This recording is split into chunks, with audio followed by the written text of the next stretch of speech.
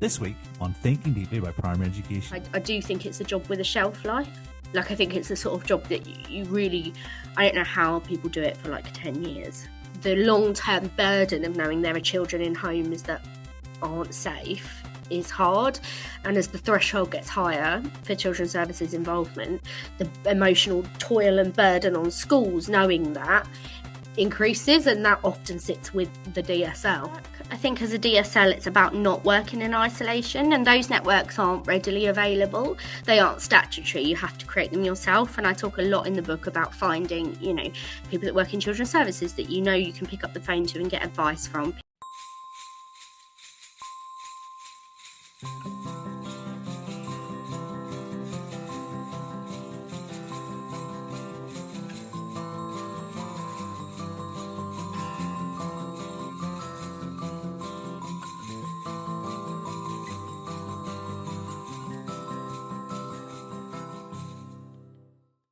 Welcome to Thinking Deeply about Primary Education, the podcast that makes time and space to think about pedagogy, teaching and learning, professional development, anything of interest to time-poor but enthusiasm-rich primary teachers. This week, I'm delighted to be joined by Hannah Carter to discuss all things DSL, Designated Safeguarding Lead. Hannah is the author of the Honest DSL, a book recently published by Teacher Writers, and someone who has thought very deeply about the practice of DSL. And Hannah, it's lovely to be joined by you today. How are you? I am fighting off end of term fluey bugs, but well, thank you. Fantastic. I mean, I think by the time this goes out, it'll be like on the cusp of New Year's Eve. So people will have been fully sick for the whole of the holidays by the time they start listening to this. That's the dream.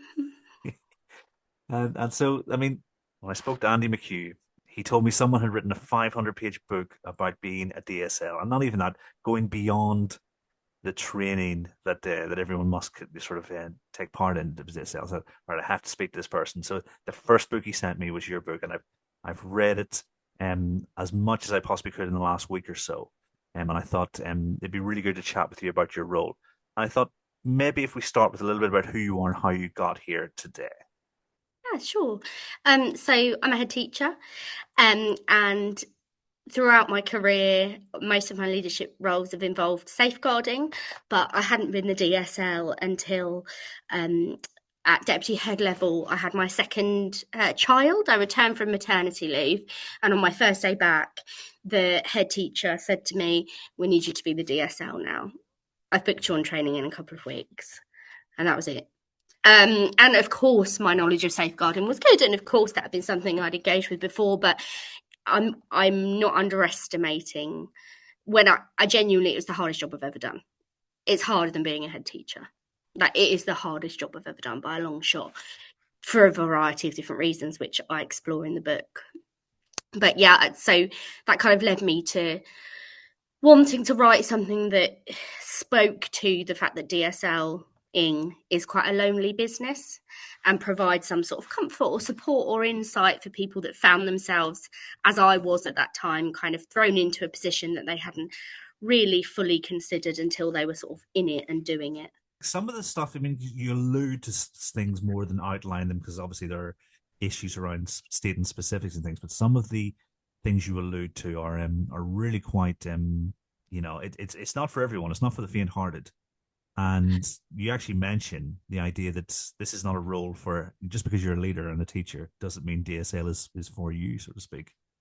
Yeah, and I think the skill set required is so far from the skill set required to be a strong teacher. It's a role that has evolved with the needs of society and the changes around the roles that schools play in children's lives and in communities and families. And, I very much believe in the idea of the citizen head, and the school is the centre of the community, and us providing support in line with social care. I know that schools are no longer, a 9 till 3 purely kind of academic education place. Like, we do different things now, and that's brilliant.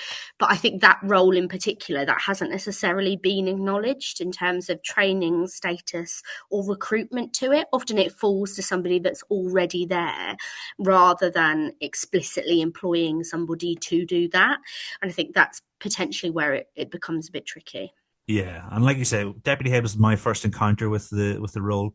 I think, in my mind, the head teacher has to be at least trained to be a DSL, but the operational deputy head is probably the one who's going to be dealing with a lot of the stuff on the ground. Is that Yeah. reflective of your experience? Whilst it's really helpful for systems and processes and, statutory staff, it it is woeful in terms of actually preparing you for what that looks and feels like in your context, especially if you're in a particularly disadvantaged, challenging area. You've got lots of children open, lots of children that have involvement with social care. The training doesn't go anywhere near that.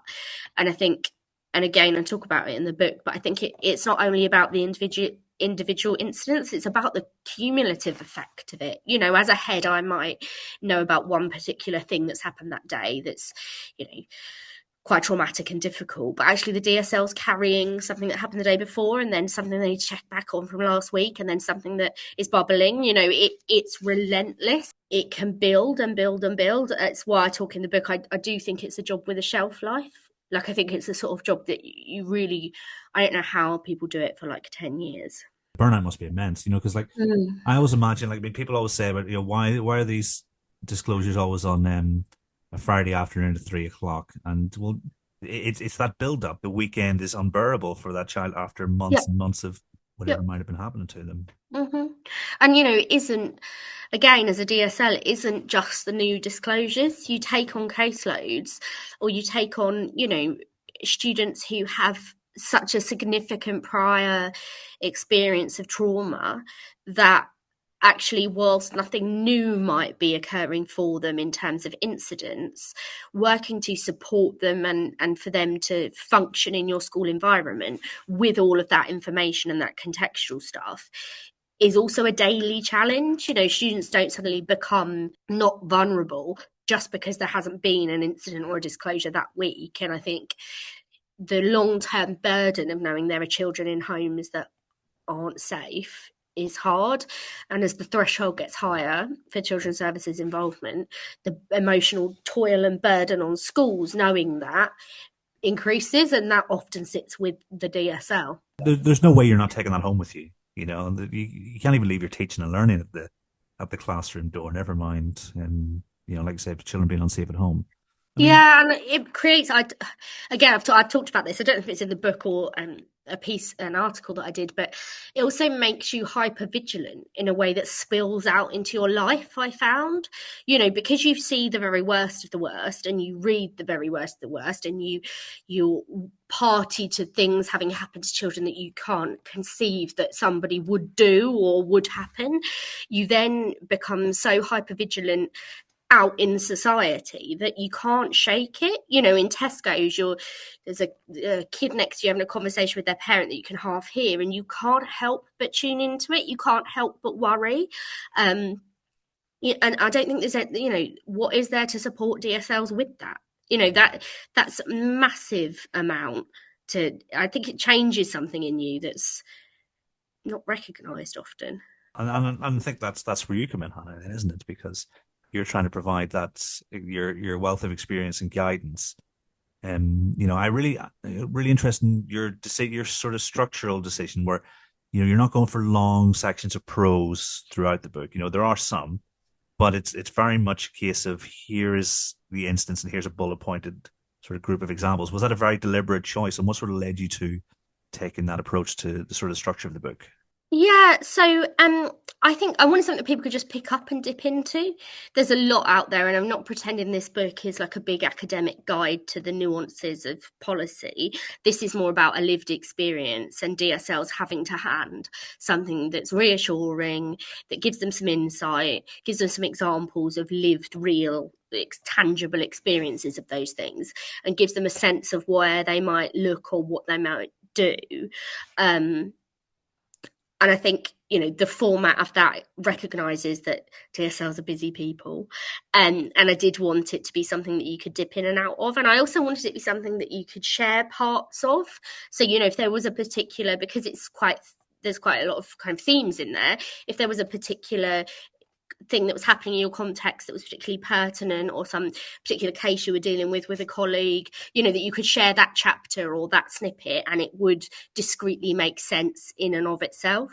And that really comes across, because like you say, you might just want to, oh, what was the advice on that one page? You don't want to have to go through 5 or 6 pages, which Mm. readers of my books may have to do to get to the point that they want to. So you've made it really accessible for them. So I mean that comes across. So I think that's job done in terms of that. I tried to make the tone as well. It's as I would speak it.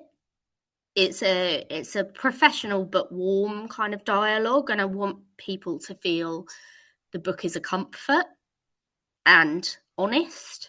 Like, no one's the perfect DSL, right? And that must be, when we talk about the burden, that must be really important because perfection, if it's unattainable, that can add its own layer of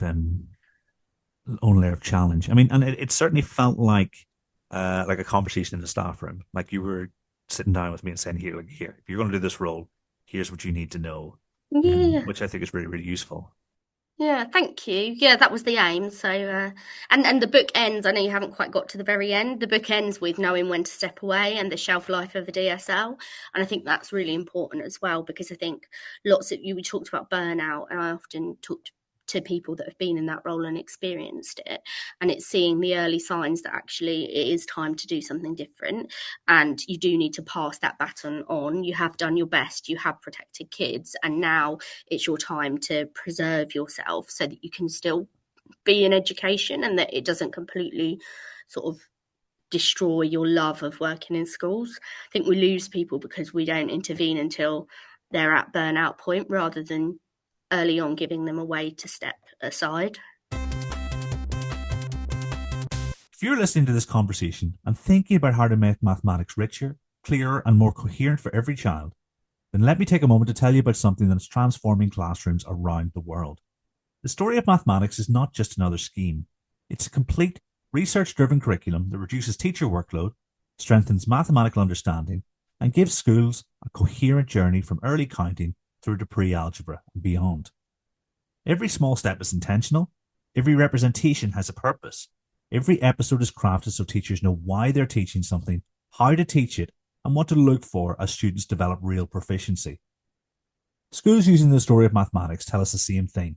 Lessons feel calmer, more focused, explanations feel sharper, and children make connections that previously took months to secure. Because the sequence isn't a patchwork of disjointed ideas, it's a narrative. Concepts are introduced exactly when they're needed, supported by manipulatives, worked examples, intelligent practice, and routines for reasoning and proof. And the best part of this is that teachers feel supported. They have the tools to be the most effective versions of themselves. Now, if your school is looking for a curriculum that actually reduces workload, increases confidence, and raises attainment, then now is the perfect time to take a look. Visit alta-education.com and book a conversation with the team, and you'll see very quickly why so many schools are making the switch. Now, back to the episode. When people say the DSL role, what do they usually mean? And what might they often underestimate? Because we've sort of danced around the outside of the fact that actually there's more to this job than the official. Yeah, obviously it looks different in schools, but fundamentally, if you're the designated safeguarding lead, the responsibility stops with you. Yes, you may well have obviously a head teacher that you're passing things on to, but you are the person that holds all of the pertinent information, and you're the person whose responsibility is to share, escalate, manage risk. And it's a giant job in risk management, and it's a job where your instinct, right? This is the bit I find really hard. So your instinct, you're a teacher, you're in a school, or you work in education. You're there because you want children to be happy and safe, right? And your instinct is that every child should be happy and safe and not exposed to any form of harm in any capacity. That's unrealistic. To be the DSL that makes the calls around what level of risk is acceptable is heartbreaking. To prioritize and to make that judgment is so significant.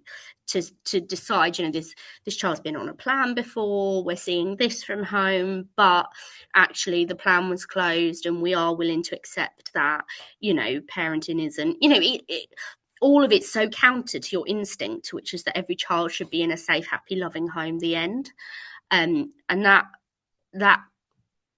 that's what it means being the DSL. and that's underestimated. You've got to be a really certain type of person to be okay with that. Where do you draw your guides in terms of making that judgment call? I mean, is that instinct alone, or is it school specific? Yeah, I think it's about having a really good network. I think as a DSL, it's about not working in isolation, and those networks aren't readily available. They aren't statutory. You have to create them yourself. And I talk a lot in the book about finding, people that work in children's services that you can pick up the phone to and get advice from, people that work in NHS that that you can contact, people that work for the looked after children's service, all of the different, it's about building your own private network of people that are in your context that get it. One of the most powerful things that I ever did as a DSL was in a school that I worked in, that I was a secondary school at DSL, was our local police officer, our local police community, the one that's like linked to the school. His name was Paul, was brilliant. And I asked him to come in one day a week and to hot desk from the school in my office. And him coming in one day a week meant information sharing, having a sounding board. I'm not trained in the law, like I'm not a police officer, and yet as a DSL you're expected to know and share information that does have that type of implication. And the amount I learned from him just being in my circle and there was significant, and it gave me the reassurance around my decision making and gave me quite a lot of context that I needed. And I think it's about finding your people, like finding those people and building your own network that are in your direct context and community.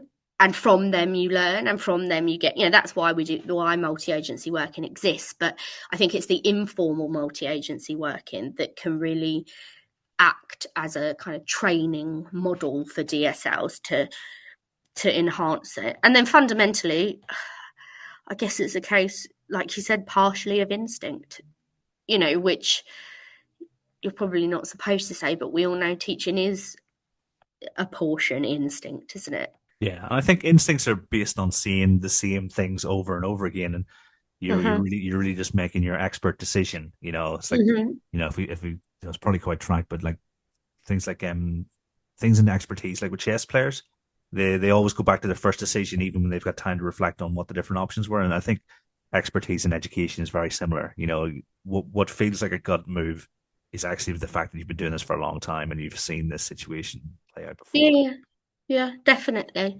But I think there's a space out there for proper training, like for some sort of, I don't know, I haven't really thought it through, some sort of nationally accredited, I think there is a gap there for DSLs that doesn't exist for other roles.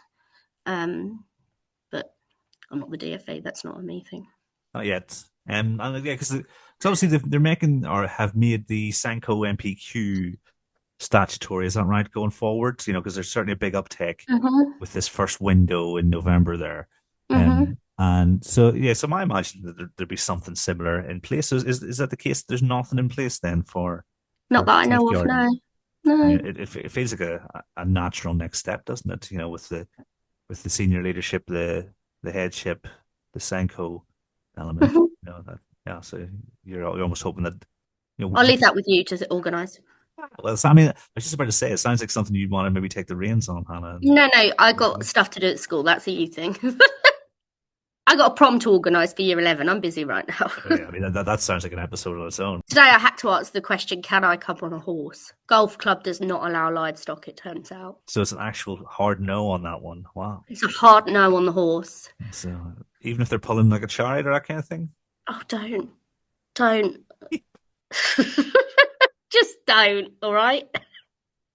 Come on here again, Kieran. So, I mean, you mentioned the informal network there, and that really resonates because my wife is part of the new system they've got in Kent with regards to SEND. And one of the things, the partnership. Because I'm in Kent. Yeah. And so she's been going into nurseries and supporting their provision. So almost these people need support, but there's no specialist provision for them. And she says the one thing that the Sankos talk about is not having the place where they can get together and have those informal chats. So she's trying to recreate that. So would you almost like have your WhatsApp group with other DSLs, or would you include the local, is it PSO they call them, the local police officer? Yeah, Would you have those I guys mean, in there as well? yeah, I mean, obviously not on WhatsApp, just so we're clear, really bad idea. Not a professional platform. Google Teams chat or whatever it's called. Google Chat. There we go. No, I would. No, I don't think it's useful to talk to other DSLs, but safeguarding is so contextual. Like everyone knows, contextualized safeguarding is the thing. So it's actually more helpful to have contact with professionals in your context. You know, when I first started in the role that I'm in, one of the first things I did was meet the vicar. Not because I was particularly looking to do anything religious, but because he really knows the community and he was able to really speak to the local families, you know, the nuances. And I think, you know, safeguarding does have to be contextual. And so I would be more keen to have relationships with other agencies in my area than other DSLs. Right. Okay, I get you. So it's almost like your channel and your prevent groups, but through a slightly less formal situation, Yeah, and I basically. think your decision making is always going to be context driven, and what would and also no two that's the other hard thing, right? You could write a manual. So when I started trying to write this book, I was thinking, you know, is it a guide, is it an A to Z, is there a and you just no matter what circumstance I came up with, there were 50 different variations where you'd need to do something differently. Like no two families are the same, no two children are the same, no two circumstances, because it is so varied. It's really hard to create, which is why kind of the training and the expertise needs to be skills based rather than knowledge based. Obviously, there is a foundation of knowledge that the training covers, but it's the skill side of it that's maybe lacking.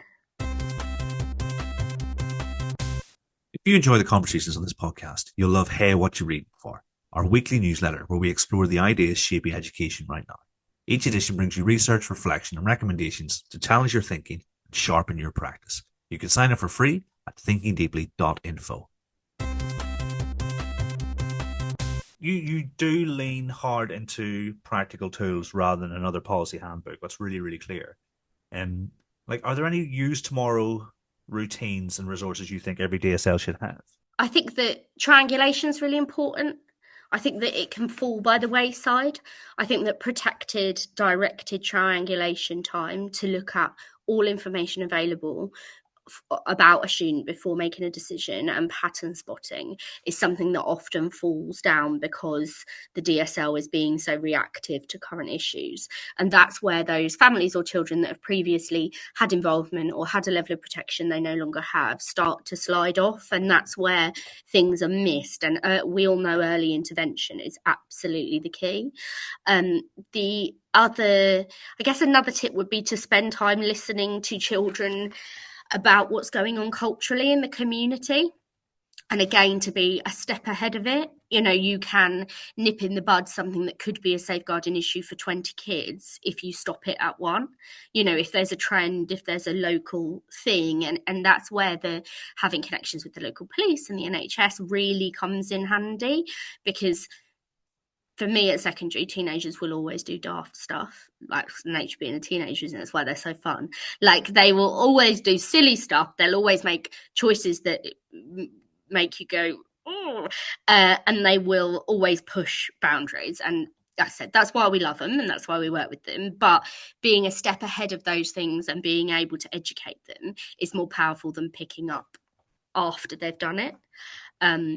So yeah, listening to the children, making really key time for triangulation, and then talk a lot about record keeping, like using your record keeping as a live experience, not as something you do after the fact, because so much is drawn from the evidence that you collect. You know, you aren't at the end of the day, you often aren't the decision maker. What you are is somebody that presents a wealth of knowledge and information about a child's situation. And so the benefit of doing it live as you go and it being a key part of how you work stops that end of the day, oh my god, now I've got 3 hours of, you need to take the time in between the things you're dealing with to document them as you go, rather than saving it up in a notebook and then spending 4 hours on CPOMs. Did you have any tips for anyone who's trying to sort of ring fence or protect their time I think for? you need to be really clear with your head teacher. Like, it needs to be protected, directed time, and it needs to be clear to the head teacher that, I personally don't think that teaching is as compatible with being a DSL in a big school unless there's a really effective team of deputy DSLs or, a safeguarding manager. If you are a solo DSL in a school, you just can't really be teaching. Like, you can't do both because you need to be available in the moment. Yeah, and there's almost like a lot of meetings and stuff that are almost like by design in there as well. So that makes a whole lot of sense. I mean, what would your ideal sort of DSL or deputy DSL team be like? Would you have many or a select few? I mean, how would you structure that if you had your carte blanche? And is it different in primary than it is in secondary? Yeah, absolutely. Primary schools obviously are working with a much tighter staffing schedule, and it is very different. However, I guess therein lies the power of the sort of safeguarding manager, deputy DSL role. I think where that can go wrong, though, is where it becomes too delegated. That isn't information isn't shared in the right way, and so you have somebody in a decision-making role, a safeguarding manager, who isn't privy to the same level of information that a DSL is, and that's where it cannot work.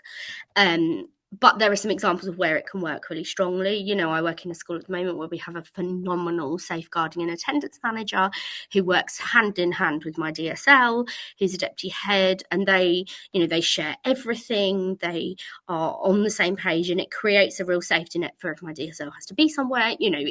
So I think you always need backup. You always need a team, but it needs to be that team's priority. You're better off having one deputy DSL who that's all they do than having six that are actually also the head of PE, because then they just become a poster. Yeah, that's key, isn't it? And it's the more you dilute that message, or the receipt of information, I think the more difficult it is to keep control of it, isn't it? So I think that Mm-hmm. makes total sense. And it's almost like, you know, the role of DSL is an organizational concern, and does the buck stop with the head teacher in terms of putting those systems and processes in place so things are effective in school? Absolutely. My role is to make sure that my DSL can be the best DSL they can be. That's on me as the head. I see that as my responsibility, is to enable them to be super effective, and it has to be the priority. Like, it just has to be. It's safeguarding, it's everything. So yeah, giving them the time, the resource that they need to do it really well. I mean, I'm really lucky because I have a fantastic team here. But yeah, it's about recognizing that role, I think. You say lucky, but you will have built that team and you will have nurtured that team, So I think the luck is what people say whenever they are being self-deprecating. I think, So I think take the plaudits with the challenges. Thanks, Kieran. Merry Christmas. Yeah, exactly. Yeah, I mean, it's the thing. We as teachers, we naturally give ourselves a hard time about every single thing we do, don't we? So Yeah, celebrate, we're yeah. celebrating. But I've actually lost my train of thought because I was thinking, okay, so I was thinking about the organizational. Oh yes, and is that conventional wisdom, or is there a job to be done with, say, within keeping children safe in education to make that really clear that this is, that it's a top down, put the systems in place kind of role? I think it could be made clearer, along with, I think there could be some statutory stuff around DSLs, access and supervision, etc., etc. I think there are some things that could be enshrined in some sort of, I don't know where it would go, but I think there could be a lot more done to formalise, that the way things work here rely on the fact that I have done the job and that safeguarding is something that I understand deeply. I think if you were a head that had come through a different route and never done it, you might not have the same level of understanding about what the role demands, which is why you should read my book, Head Teachers. Then you might change your mind about how much protected time you give your DSL. Well, exactly. I mean, like every head teacher I talk to understands the the primacy of safeguarding, the fact that it's our main role and everything feeds from that and stuff. So, you'd like to think that most would be on board, but I definitely think, if they're looking for an accessible and really clear place to learn more about the importance of the role, then going to the Honest DSL is probably should be their first port of call. We talk a lot in this show about using artificial intelligence purposefully. Now, if you want one place each week that helps you to do exactly that, try Teacher Prompts by Neil Almond. You get a clear briefing of what's changed in artificial intelligence, why it matters for schools, and a prompt you can test in your planning with our CPD. Tone is evidence-informed and pragmatic, with explainers like study mode, O3, and ages that make sense for classroom realities. It's free and it respects your time. Subscribe at news.teacherprompts.ai. One of the things that's really interesting to me was that the emergence of almost like the less discussed risks within your book, and things Mhm. like radicalization and incel culture, which I don't think we deal with much in primary, but it's on the safeguard and training anyway, kind of thing. Yeah, yeah. And almost like affluent neglect, which is something I've seen a bit of in sort of Kent and Medway, but not as much as other forms of neglect. I mean, is there a way that, or should a DSL decide their priorities without almost chasing headlines and going after the things that are in the sort of news more So I often? think that's where it comes to the bit about knowing your community and your context, because it is so context specific, and can all of those things you just mentioned fall under contextualized safeguarding. We are all now very fully aware that there used to be a model where safeguarding was the primary concern was in the home, right? Little kid goes home, are they safe? And we know that that's not the world that children inhabit nowadays, that safeguarding is something that risk is everywhere, right? Beyond the home, online, as much as it is from a family member, as much as it is from a local youth group. It's also in TikTok, it's also in Snapchat, all of those things. And I think that's why those relationships are really important, because your community will lean towards certain prevalences. There are certain determiners that make people more at risk for those type of things we've just talked about. If you were in a community, for example, that particularly if you're, I don't know, I'm going to give an example that I haven't been in, but I know of a friend that was in a school where there'd been a kind of political movement locally that was quite xenophobic, and that had expressed publicly some views around um, immigration, etc. And actually, what that meant is the cohort within their school that was from a non-white background was more at risk of radicalization because they were on the receiving end of that type of racism. And so that was much more of something that they needed to be aware of, the warning signs of, in their context, rather than in a more multicultural context where it's less of a talking piece. So that's what I mean. It's so nuanced, right? And it's exactly the same with, you know, areas of different levels or types of deprivation. If you're working in a school where actually there's not a lot of disadvantaged students, you've got quite a lot of students from middle class homes, maybe you're in some sort of selective situation, then affluent neglect is going to be something that's much more prevalent and that you should be much more cognizant of than in a different type of environment where that's not the case. So it is all about knowing your cohorts and knowing your context. And I think that's why, and we are always one step behind as adults. That's the scary part. We're always one step behind the kids. Something is a trend before we know what it is, and then it's over once we understand it.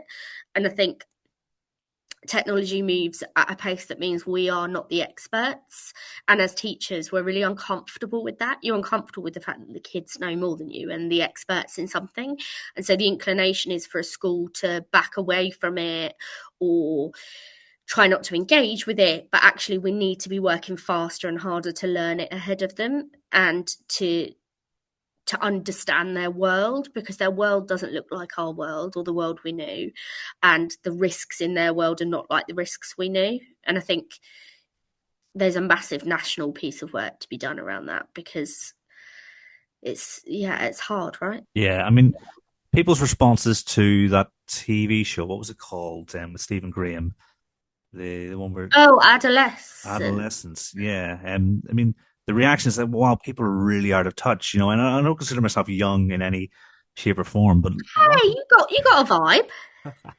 lots of it wasn't a surprise to me. No, none of it. Like the Matrix parallels and things like that. This No. was not news, but it seemed to be news to people online. It's like wow, um, the thing that gets me is when the new apps get mentioned in safeguarding training. And I'm like, I've never heard of that one before. I'm gonna have to get on this so I know what my boys are going into that world. But long way of saying, is there like how would you keep yourself abreast of those developments? Without obviously spending every minute of your day trying to engage in that world. So I think that, a lot of what we do that's really successful here is everything we do is about relationship-based practice and relationships with our kids. And children want to share, like they want to chat, they want to share. If they trust you and you have a relationship with them and they know that your intentions are always for their best and for them to be happy and safe, then they are filterless most of the time. And I think it's about actually recognizing the value in spending time engaging with them on about their world and their experience. I think that it can be seen as like a luxury, or it can be seen as not productive, or it can be seen as something that is kind of takes attention from learning. But us learning from them and about them is the easiest way for us to keep them safe, because it's in those conversations you get the information that you need to act in whatever way you need to act. And I think, if students feel seen and heard, they will share.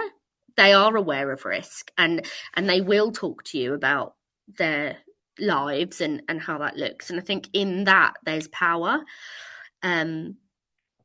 But I guess that's not the case in all schools. But fingers crossed that it will be, because like I remember talking to Ian about LGBTQ plus sort of communities within schools. And there's a lot of parallels to what you're describing there in terms of those communities feeling safe and heard. It's very much the same for all children, isn't it? Really? Yeah, and I think it's in the dialogue and it's in it being common. It's in it being what we do.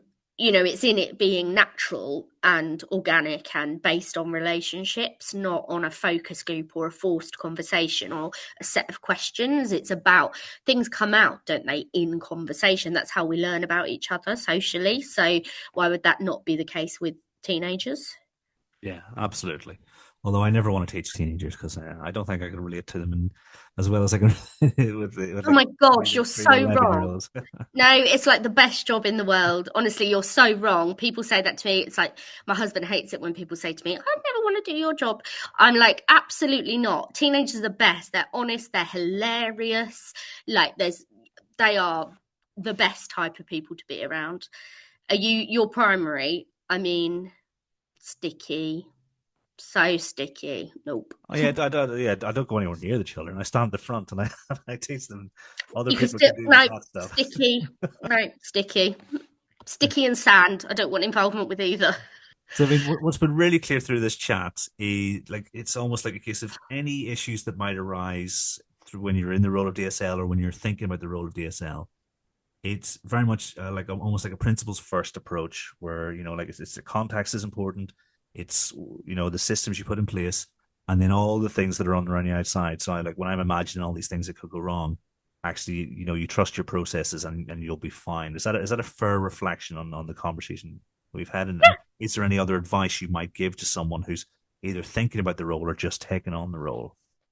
I think to give yourself grace and to accept that you're not failing anyone by accepting that you can't instantly fix everything. It's about sharing information, and it's about involving as many people as you can, and it's about challenge, and it's about shouting from the rooftops if you think something isn't right for a child.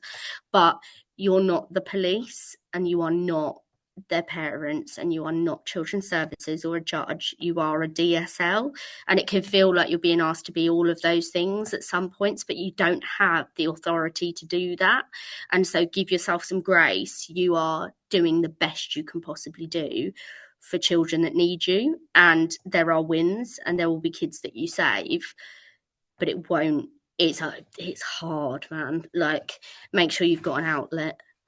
Boxing, red wine, yoga.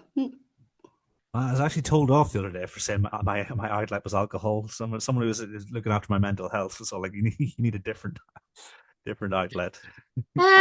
Scream therapy, podcasting.